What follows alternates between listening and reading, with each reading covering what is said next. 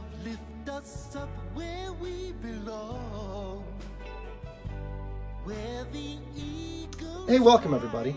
Today we're going to talk about Valentine's Day, which is actually a much older ritual holiday, a pagan ritual holiday at that, than probably most of us even believe or know. Because the original holiday is called the Festival of Lupercalia.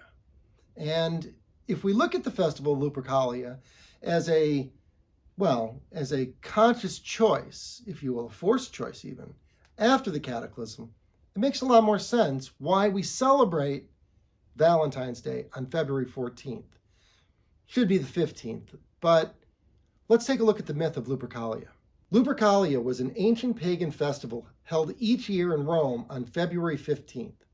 Although Valentine's Day shares its name with the martyred Christian saint, some historians believe the holiday is actually an offshoot of Lupercalia.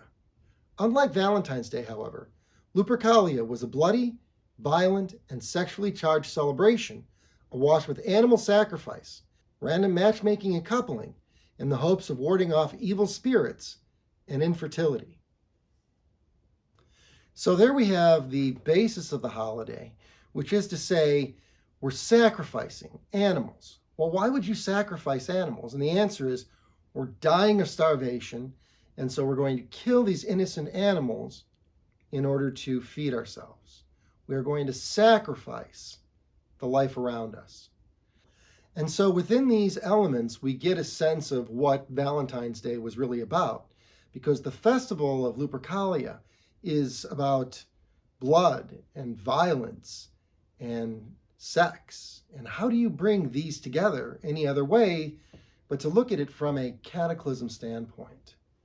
One, the cataclysm was a very bloody event because mass extinction occurred across the globe.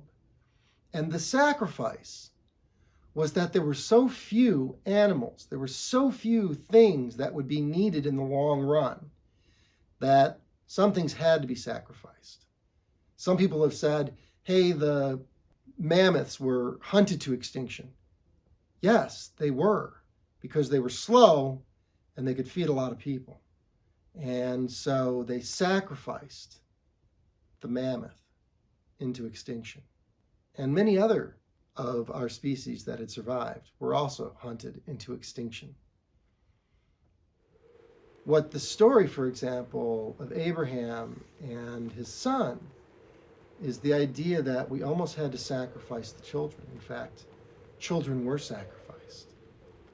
And so it is this incredible acknowledgement of the bloody violence and the sacrifice that occurred in the cataclysm. Oh God. And the sexual charge is the need for us to repopulate the planet. That is the heart of Valentine's Day. And we get this very clearly in the notation that women's names were literally drawn from jars to match them up with other individuals. And that was done to ward off evil spirits and infertility. My guess is the names that went into the jar were women who were young enough, healthy enough, and hadn't given birth to a child yet. And so you had this almost forced repopulation on the planet. Because although this began at the Palestine Hill, at the foundation of Rome itself, the idea of a devastated population and there being a push towards repopulation, I'm sure, is found over and over and over, which is one of the reasons why we celebrate the holiday and find it so familiar. I hope everybody has a wonderful Valentine's Day. Please, won't you be my Valentine? Peace. I'll be your Valentine if you take me to Balk and Bump.